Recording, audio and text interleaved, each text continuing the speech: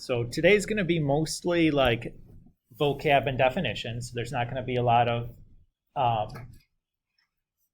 computation or anything too complicated going on today, as we're introducing a new group of functions, a new set of stuff. So it won't be shouldn't be a tough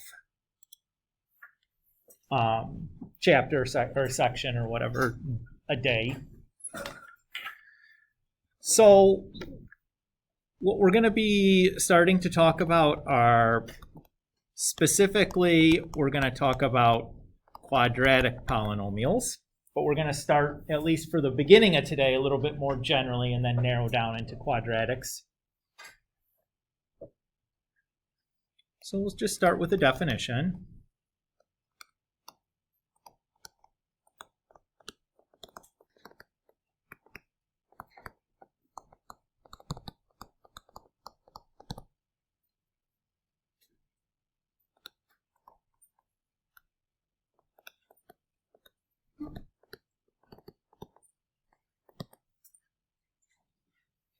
So a polynomial, just the sum or difference of one or more monomials, which should probably beg the question, like, okay, what the heck is a monomial? Fair enough. So let's do that then.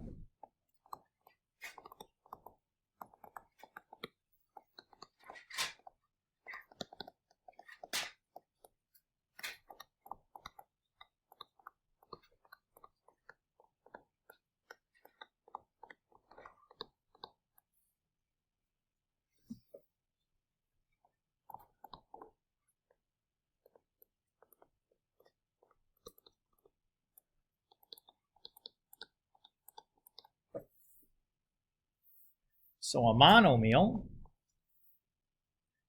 is the product of a real number and a variable, where the exponent on the variable has to be a non-negative integer. So examples of non-negative integers would be 0, 1, 2, 3, 4, 5, 6, 7, 8, 9, 10, etc. Right? Whole numbers.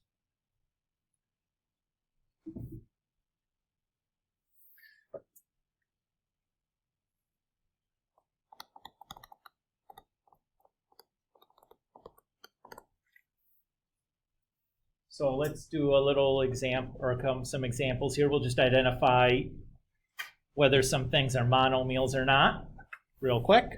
Okay, so we'll do a bunch of these.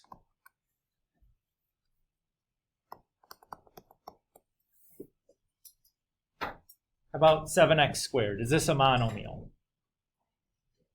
Yes, right? That's a real number times a variable whose exponent is non-negative integer.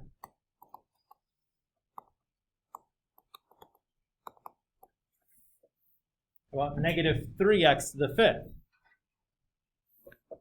Good. What if we did 5x to the negative third? No, what's wrong with that? Yeah, we have a negative exponent. Good.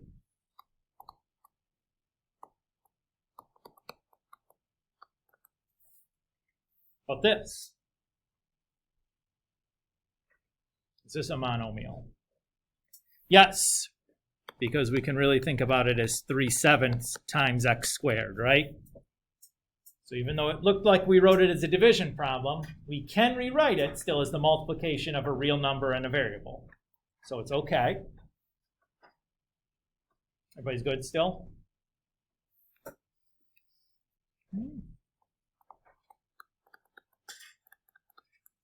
How about this one?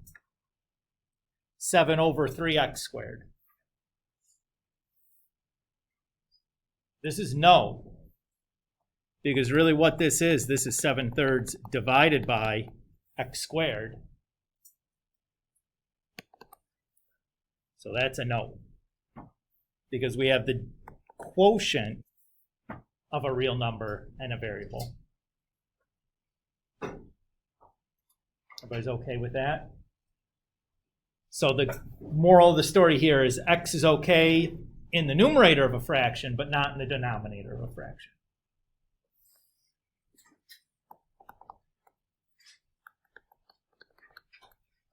How about this?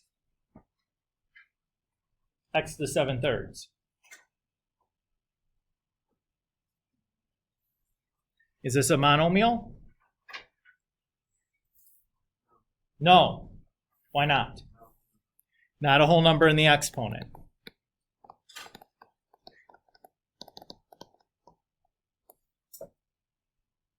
Oops.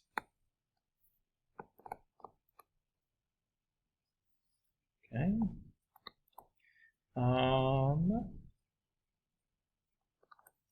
What is this? How about just x?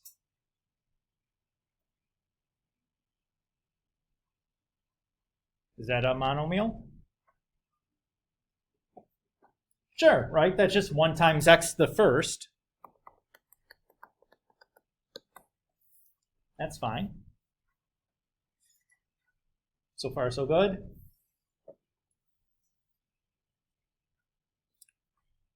H is next.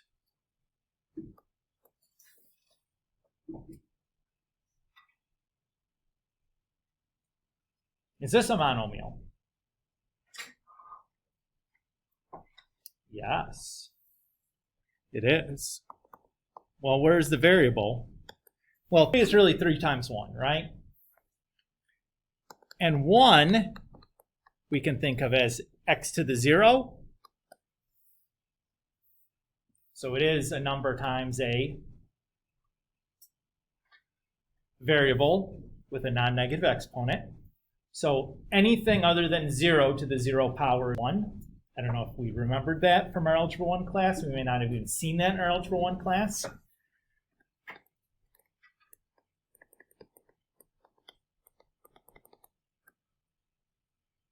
But anything other than 0 to the 0 power is 1.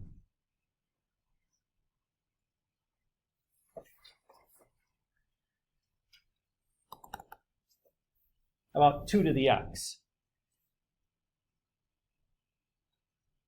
Is that a monomial?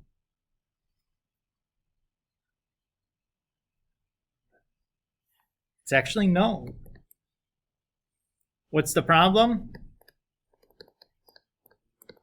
Yeah, you have the variable in the exponent. That's the issue there. Now, if we had x squared, no problem there. If the variable is the base of the exponent, that's fine. But if the variable's in the exponent, oh, no so good. All right, what do you guys think? You think you got the handle on this? I think we looked at all the weird degenerate cases that are like, Okay, so a polynomial then is just going to be the sum or difference of a bunch of these things, right? So we'll just do a couple of quick examples here. Because once you have the polynomial, or the monomial part, the polynomial part's easy to do.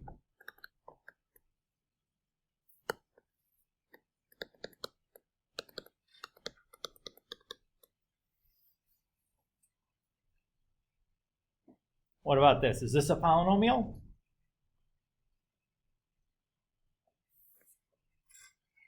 Yes, right? Monomial, monomial, monomial. So it's a polynomial. Everybody's good with that? Again, if I'm doing something you don't like or you're not sure about, holler out, and we can always stop and do a little bit more.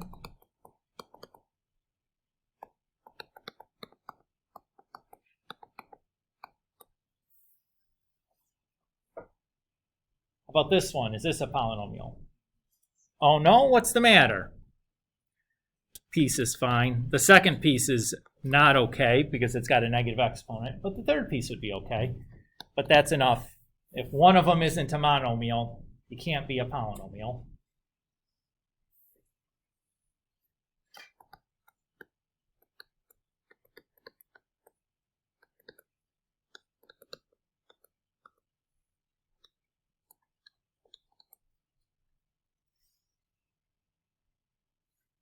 How about this one?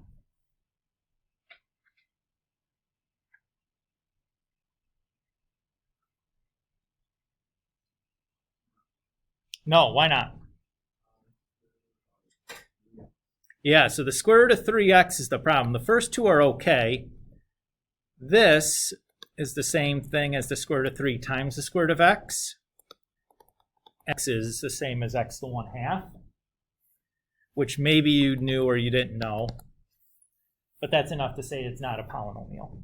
So you can't have like a square, any kind of root really over your x is a problem.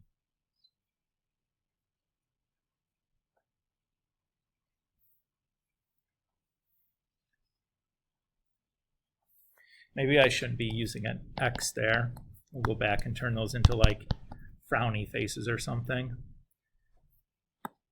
Now that I'm thinking about it, if you went back and looked at this, you'd be confused at where all these extra x's are probably coming from. You don't have to do that.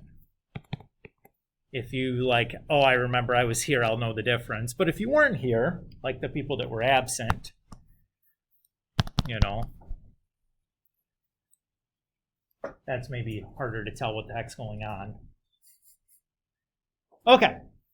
We feel okay about monomial versus polynomial. All of that. Okay?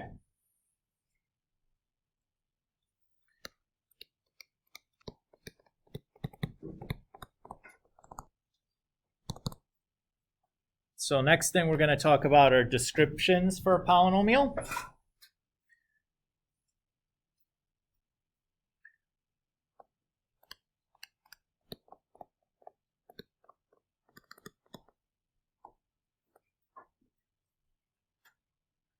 So the degree of a polynomial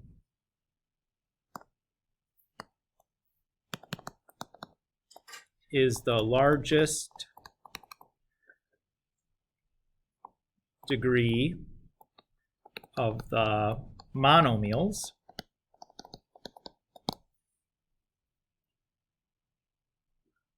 well, it's like Mr. Kulik, this is another crappy definition because I don't know how to find the degree of a monomial. So I can't, this doesn't really help me much. And it's like, okay, well, just like before, I guess we'll define that then next.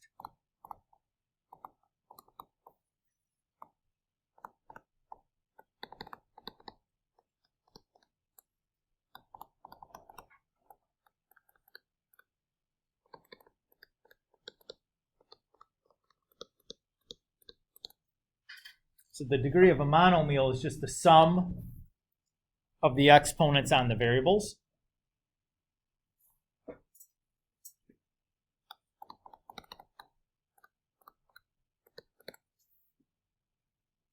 So let's look at a couple of examples here.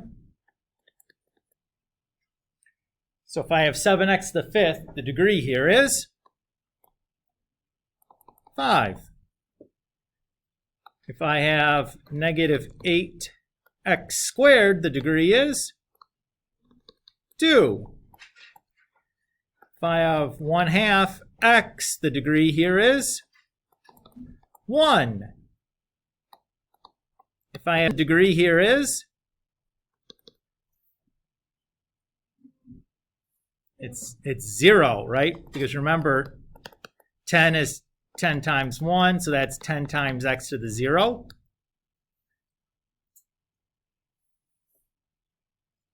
Everybody's okay there?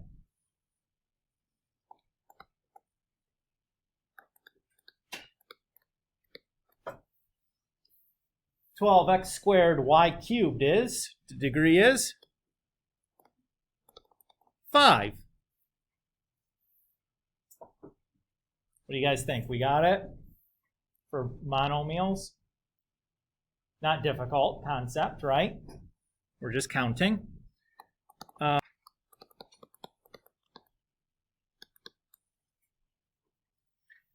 about for this polynomial? What's the degree here? So the individual degrees are 2, 5, and 1. The biggest of all of those is 5. So that's the degree.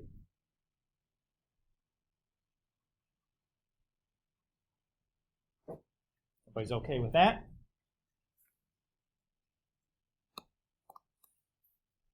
Let's do one more, and we'll move on to the next thing. Sound good?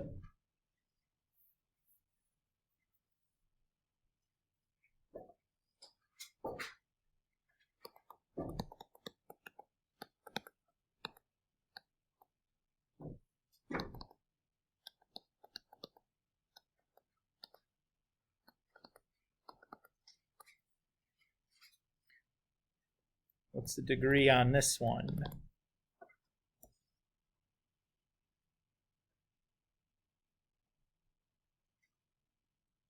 4. All right. Degree 2, 1, 0, 4, and 3. The biggest of those is the 4.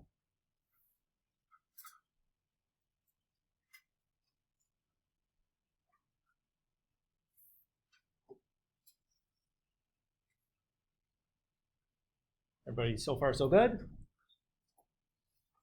Okay.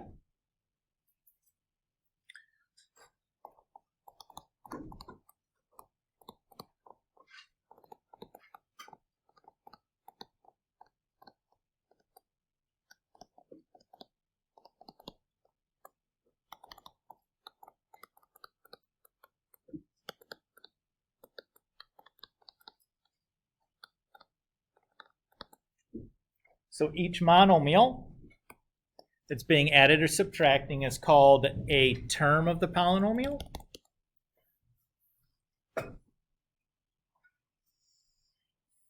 There's 2 terms that are special for us.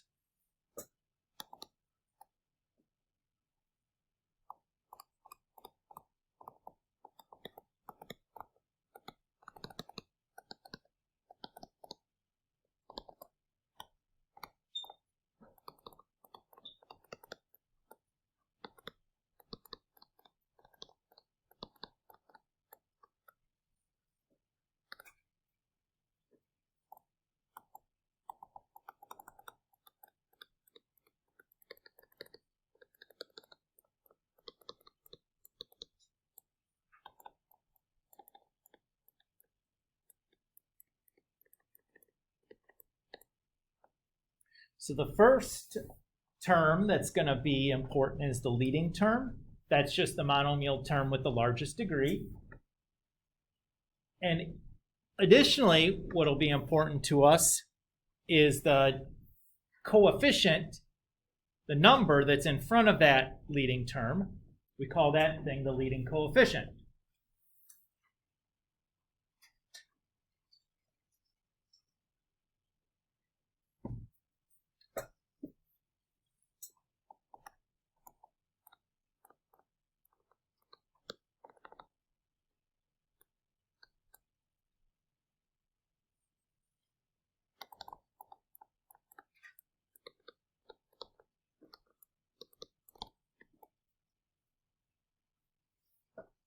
And then we say the monomial term with degree 0, that's called the constant term.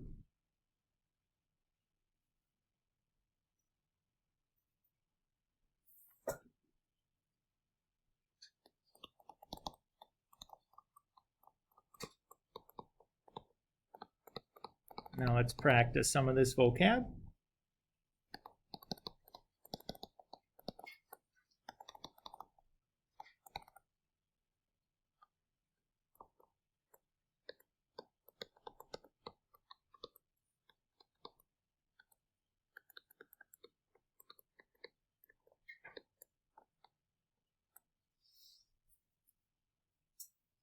So we're going to do some examples here. For each one of these polynomials, we're going to write down its degree, its leading term, its leading coefficient, its constant term, and then the total number of terms.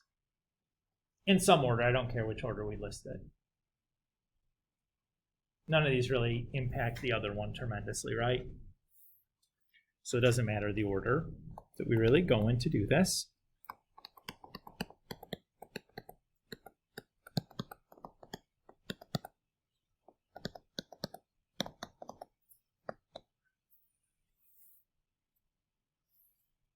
Okay. What's the degree here? 5. Okay. What's the leading term?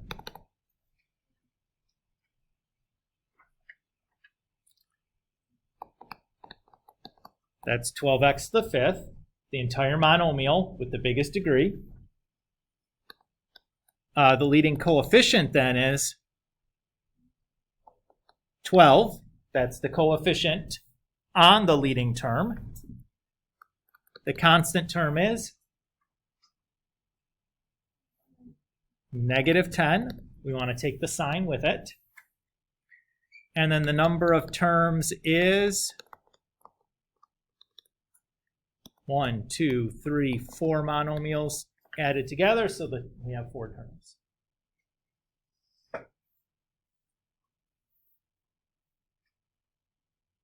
Everybody okay with that one?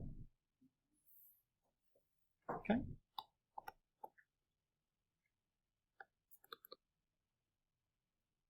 How about this one?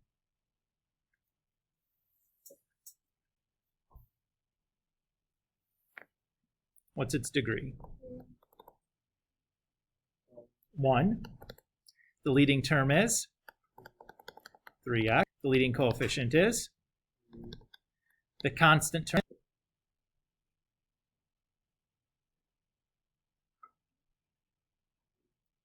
It's what? It's not 3. It's not x. X can't be a constant term. A constant term has no variable on it. It's not 1. 0. Why is it 0? Because 3x is equal to 3x plus 0, right? Or 3x times or plus 0x to 0. So the constant term is just 0. Everybody's okay with that idea? So even if there's not a constant term written down, it just tells us the constant term is 0. Everybody's cool with that? And then the number of terms here is just 1. 0 doesn't count as a term when we're counting terms. It does make the constant term 0, which is kind of confusing, but it doesn't count when we're counting up the terms. What do you guys think? We got this? Again, these are fairly easy vocab. You know, the only trouble is that there still there builds up and there's a lot of vocab, but it's pretty obvious from the names what we're talking about once we have a decent idea and do some examples. And I'm never going to ask you to write down a definition. I'm just going to ask you to identify things from, like we're doing here. So it won't ever be, you don't have to memorize any definitions. You just have to know it when you see it kind of thing, which is fine. All right. So the next thing we want to talk about is numbers. So there's 2 main ways we'll name it. The first way is by degree.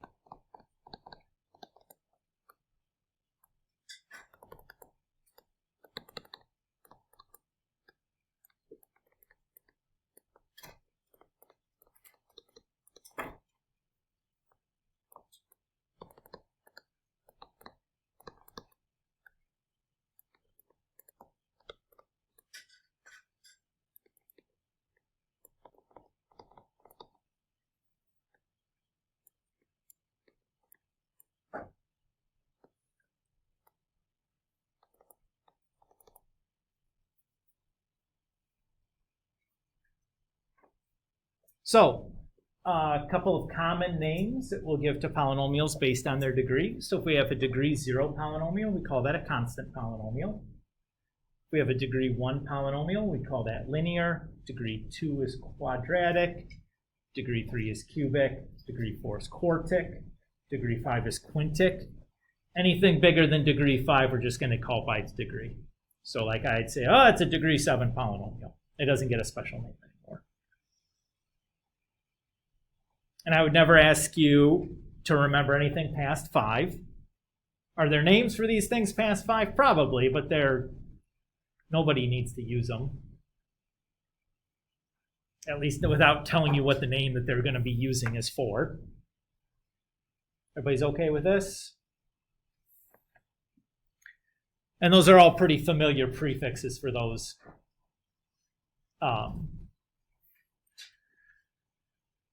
for those numbers, right? The second way is by the number of terms. Oops.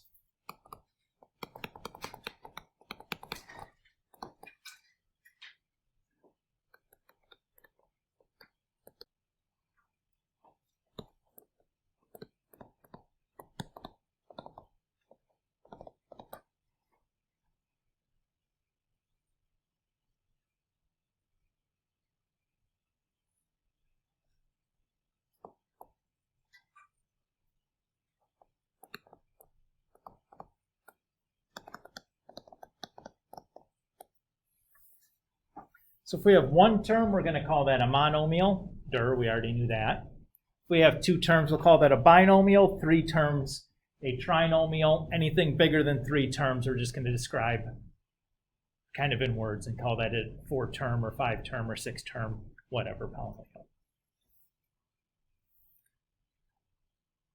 Everybody okay with that idea? Again, is there a name for something with 4 terms? Probably, but I don't know it, which tells me that if I've been doing this for like 15 years and I don't know it offhand, it's probably not worth knowing. You know what I mean? All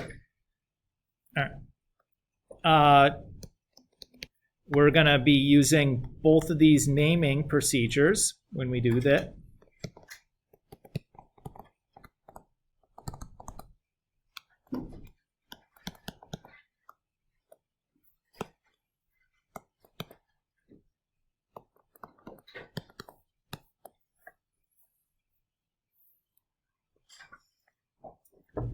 So if I have 7x squared minus 4x plus 2, this has 1, 2, 3, and it is degree 2. It's a quadratic trinomial.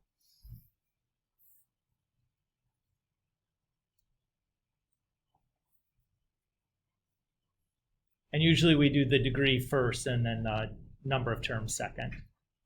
Is kind of the convention when we name these things.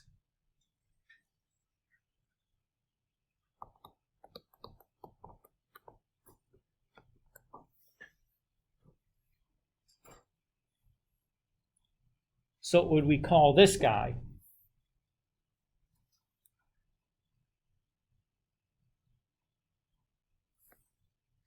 The degree is 4, so we call this guy quartic. And because there's 2 terms, we'd call it a binomial.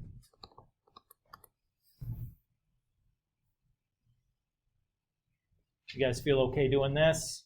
Again, you'll spend a little bit of time with the names to kind of make sure you remember them, but it's not a difficult naming process, right? Easier than naming chemical compounds, that's for sure. I know many of us are in a chemistry class right now. I don't know if you're naming things yet. Anyways, okay.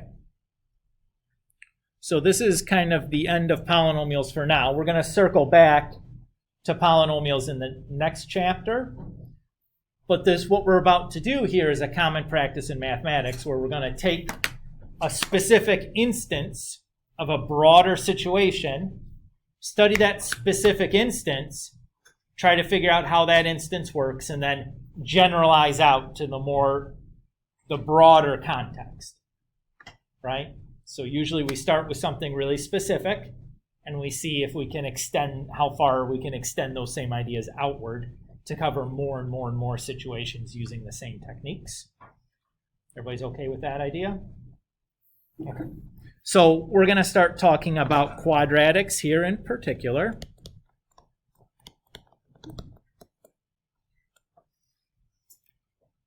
And as I mentioned here, kind of at the beginning of this semester, each of these chapters we're going to be worrying about 4 skills.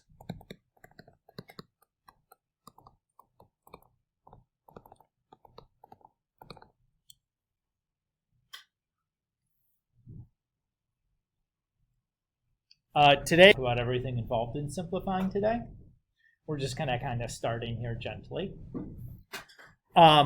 So for us, before we start doing that, I want to introduce kind of 3 ways we generally represent a quadratic, because we're going to spend our beginning part here talking about how do we move back and forth between these three forms.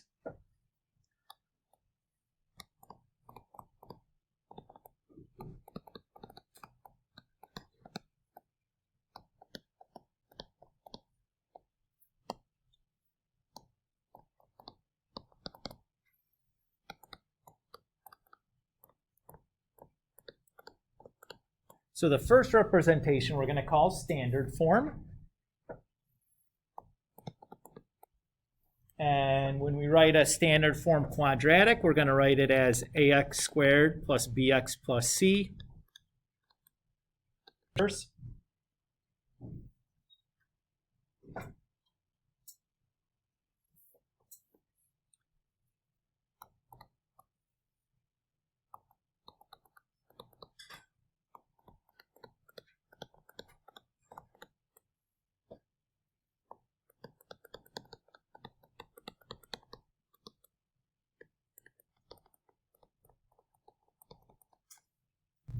The second is intercept form, or at some points we might also refer to this as factored form.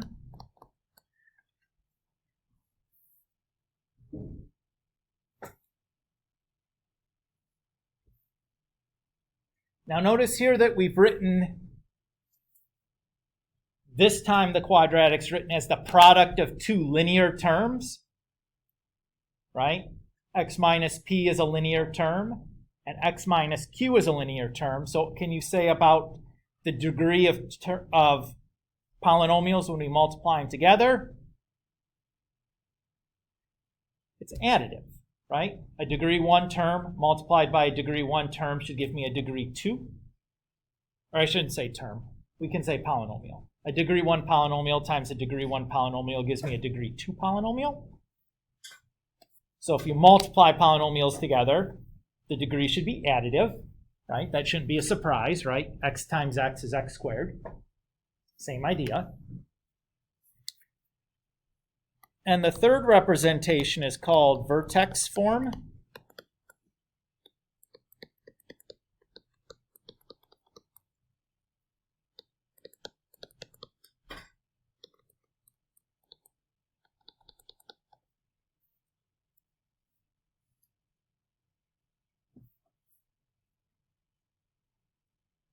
And again, you'll notice here that this is a linear term, x minus h squared, which should give us a degree 2 term, right? If you take a degree 1 term and multiply it by itself, that's a degree 1 times a degree 1, should be a degree 2.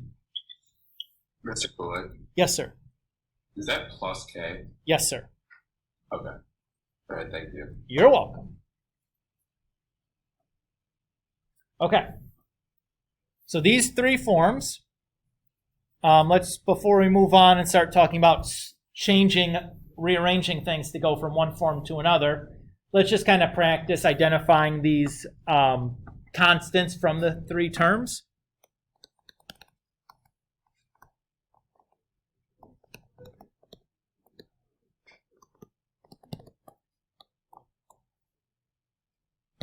So actually, let's identify the form and the constants.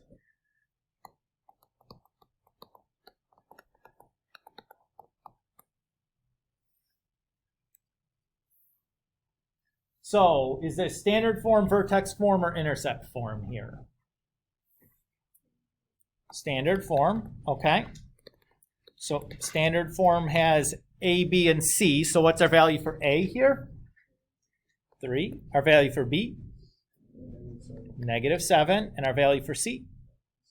6. Everybody feel okay there?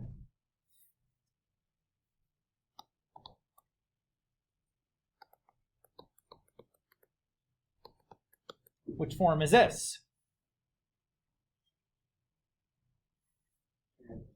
Intercept form. Okay, so that has an A, P, and Q. What's our value for A? What's our value for P? Careful here. Look at the form again. It's +1 for P, and our Q is -5. Remember parentheses, so the values of P and Q are always the opposite of whatever they appear in the problem. So be careful on that. This is part of the reason why we're doing it, so that we can remind you of these things.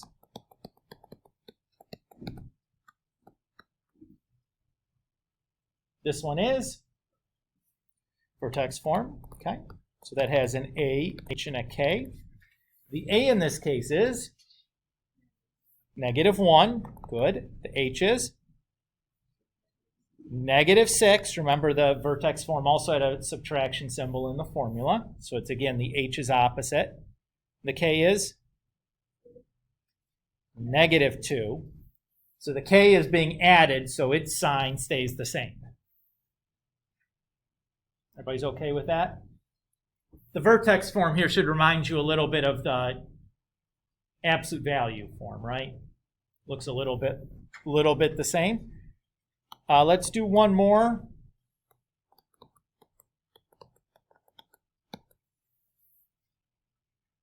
Or two more here, some that are a little bit trickier, harder to see. Which one is this?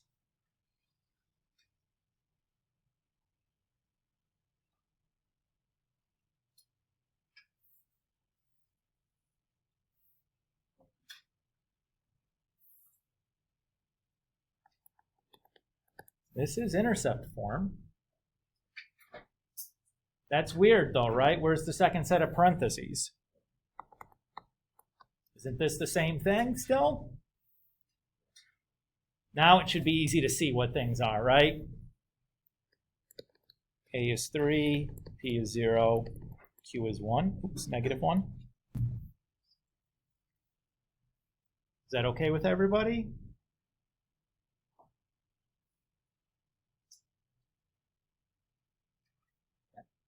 So we can be a little bit sneaky about how we're representing these things sometimes, and it's still like technically correct because we simplified some trivial things like plus a 0 or minus a 0 or something like that. Okay.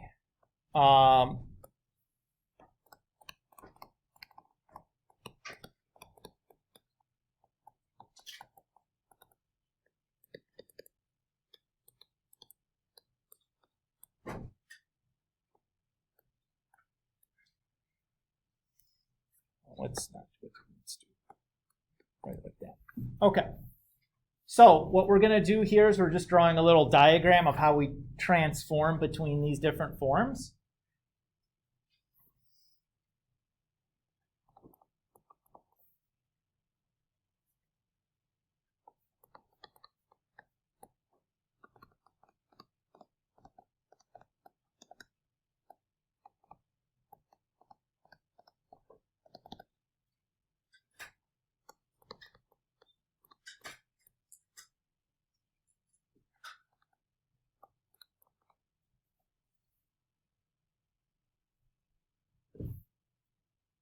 So to go from intercept form to standard form, we FOIL. You guys all remember what FOIL stands for? It's an acronym for first, outer, inner, last. It just describes how we multiply two binomials together. CTS is probably a new term or new phrase for everybody. That's just an abbreviation for completing the square. We'll talk about what that is, not today, probably next time. Expand, we'll talk about what that is, but it's not difficult. And you're going to go, oh, that's all we mean by that? That's stupid. And I'll go, okay. And then factoring is a skill that I'm hoping that many of us remember from our Algebra 1 class, but we'll redo and reteach here today. Because it's, of the skills in first semester, I think it's the most important skill moving forward that we do in this class, that you're going to continue to use over and over and over again. It's like a core skill, so we're going to do a lot of practice on that, make sure we can really do it well. Okay, you ready to do some examples of these things?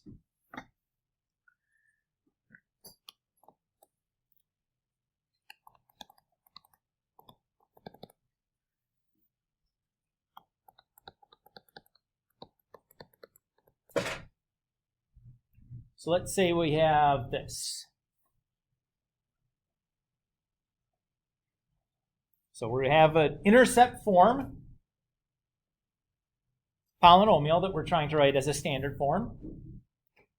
So to do this, we just have to FOIL this out, basically, right? The question is, what do I do with that 2 out front?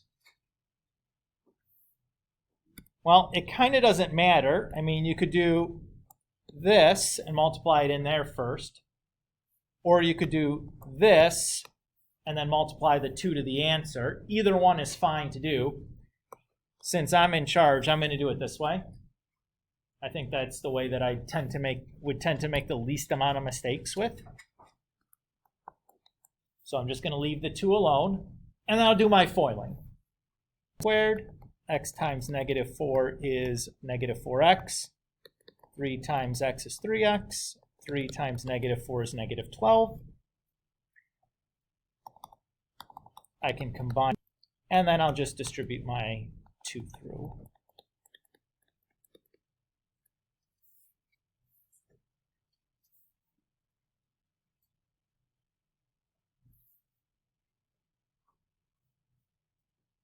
Everybody's okay with this one? Hopefully we feel pretty good about FOILing. That's the only example I planned on doing. Not hard though, right?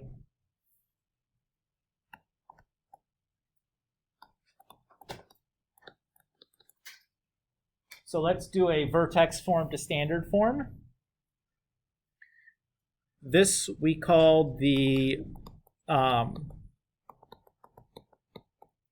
expand.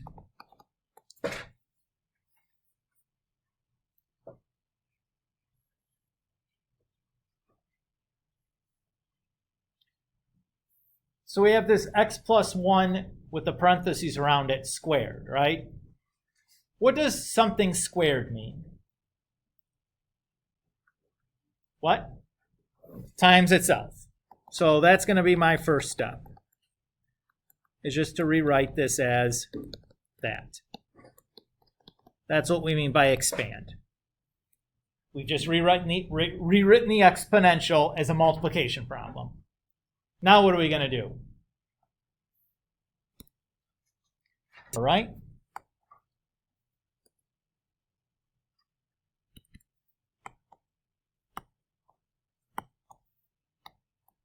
So I'm just going to FOIL, just like I did in the previous problem. Oh my goodness gracious.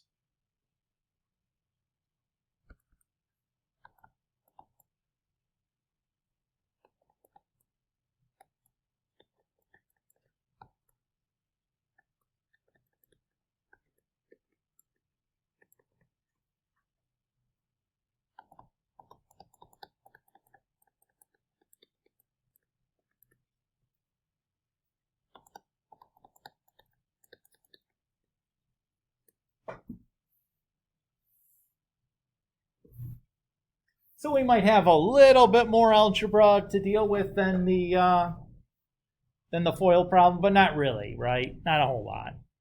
There's like one extra combining of like terms there at the end where we have to do the subtraction, but like big whoop-de-doo, right? Everybody feel okay doing that? Okay, that's good. I didn't plan on doing more than that. The rest of our time here, I want to spend kind of talking about factoring, because this is a skill that, again, I mentioned was quite important, and something I'm hoping that a lot of us remember from Algebra 1 class, but I'm going to approach this right now as if nobody remembers any of it. So I'm going to give you the very general procedure here on how to do factoring, with a lot of explanation and justification for why we're doing what we're doing. Many of you probably remember a lot of the shortcuts that you probably learned in your Algebra 1 class where you didn't learn the general procedure. I'm asking you not to use those shortcuts until I tell you it's time to start using the shortcuts. Because there are problems that you have to really know the general procedure to do. And it's much easier to learn that on the simpler problems than it is on the more complicated ones or the more difficult ones. So there is a reason that I'm asking you to not use the shortcuts right away if you are somebody that remembers the shortcuts from your Algebra 1 class. Okay? So factoring is the reverse of FOIL. So let's look at a FOIL problem, and we're going to use that as our as kind of like our justification, or I'm going to use this as my justification when I come up with these steps for how we're going to factor. Everybody okay with that plan? Okay. So let's just say we have something simple like x plus 3 times x plus 5.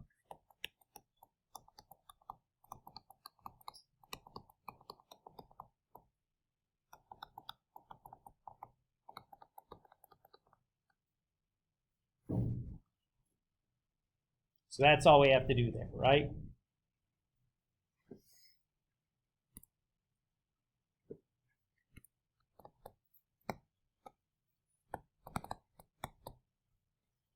So our factoring, we're going to start at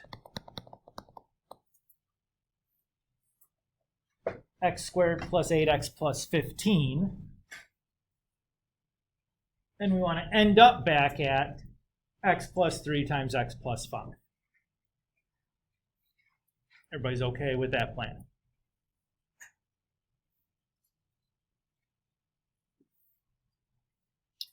Okay.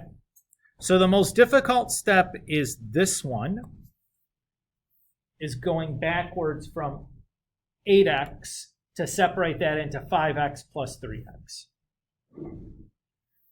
So to figure out how to separate that, why 5 and 3? Why not 7 and 1? Why not 6 and 2? Why not positive 9 and negative 1? Right? Any of those would be reasonable assumptions. How we know to split this up is we have to answer the following question. We need to find the two numbers that multiply to give us a times c, and also add to give us b. That's our system that we're going to try to solve. In our case, a is 1, and c is 15, and b is 8.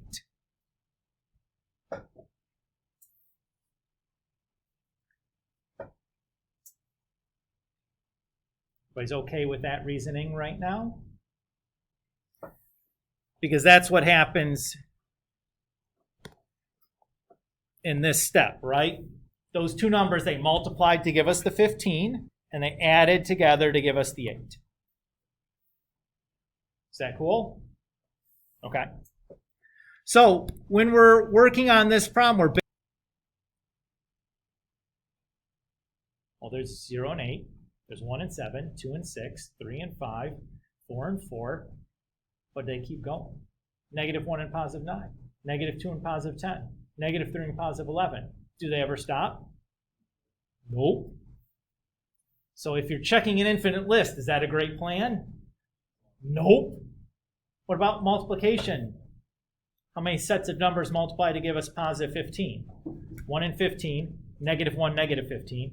3 and 5, negative 3, negative 5. That's it for whole numbers. That's the list I want to be checking with because it's finite. The multiplication list is always finite. That's why we want to use that list to do our checking. And we'll just confirm with the addition list. Is everybody okay with that reasoning? Okay. So this one we already know the answer to, right? Because we're working backwards from a problem that we already did there. So we know that 5 is our answer there. So what we do, the way we use that answer for 3 and 5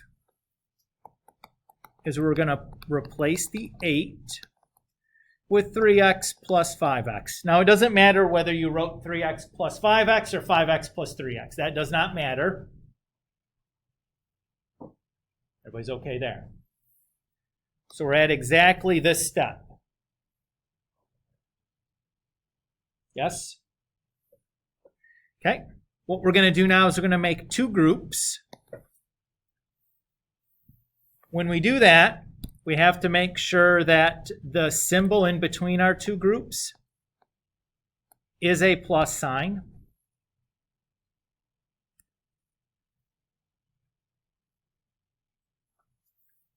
From the first group, I'm going to take out a greatest common factor. What's the greatest common factor between x squared and 3x?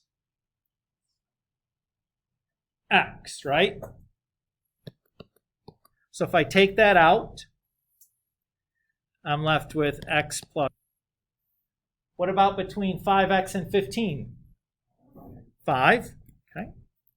So I take the 5 out, and I'm left with. Everybody's okay here.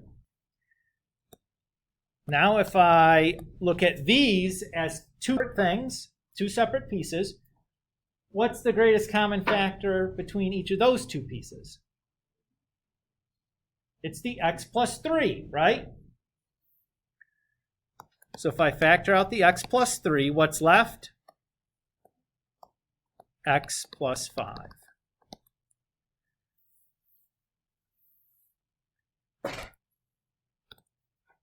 This part that we did is called factor by grouping.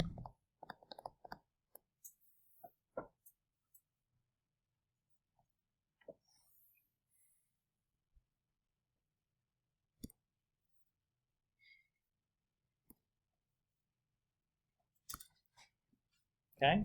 Now I acknowledge that there was faster shortcuts to do a problem like this. I'm asking that we not use those yet. If you know what they are. If you don't know what they are, that's fine. We'll see them in a day or two. We won't spend too long with the long way of doing it because there's lots of shortcuts that are available that we want to get used to using and using effectively. But they're not always going to be effective things to use. Let's look at another example.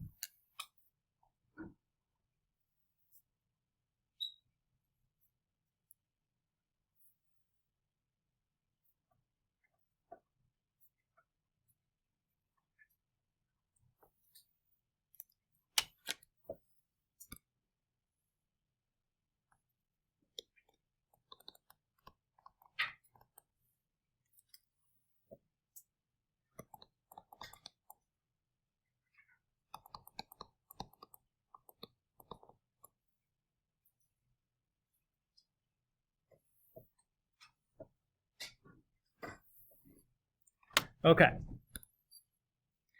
12x squared plus 16x minus 35. We'll start by finding the two numbers that multiply to give us 12 times negative 35.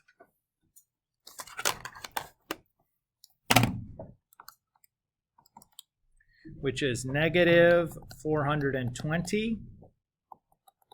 And then have to add to give us 16.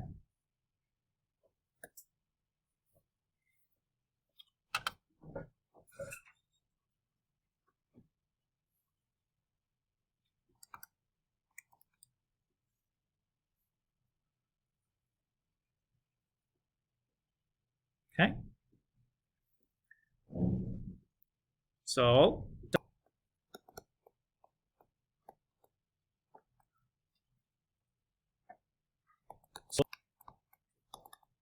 go and do this brute forcefully. So either those two products add to give us 16.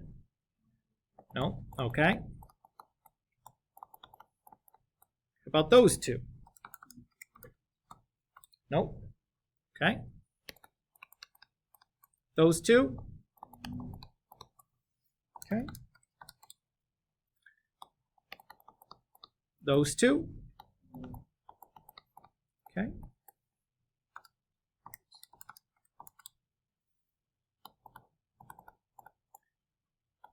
Those two? Nope.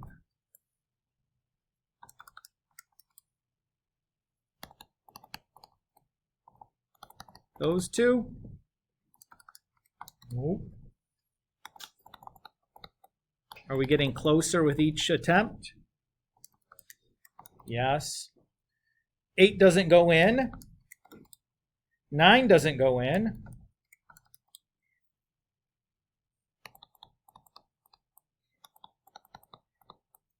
Still doesn't work. 11 doesn't go in.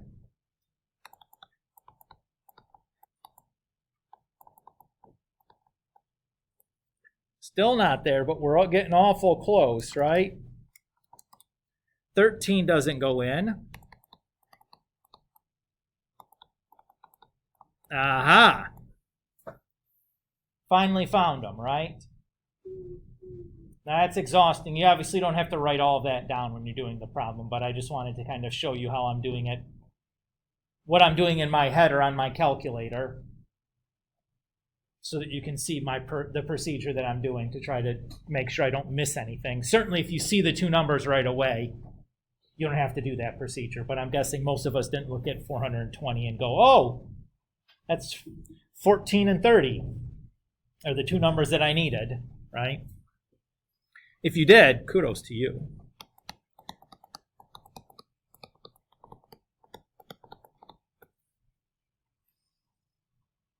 Okay, so now I'll rewrite it with a 4 term and make my two groups, making sure that I have an addition symbol in the middle. What would happen if I had written it as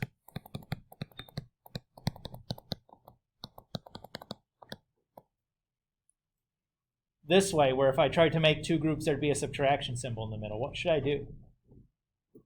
Other than just rewriting it. Well, subtraction is... So I'll just snake a little plus sign in there and it's no big deal. Everybody's okay? Okay. So from the first group, what's my greatest common factor between 12x squared and negative 14x? 2x, right? There, I like that a lot. Okay, how about between 30x and negative 35? 5. What's my greatest common factor between these two terms? And what's left then? 2x plus 5. Everybody feel okay?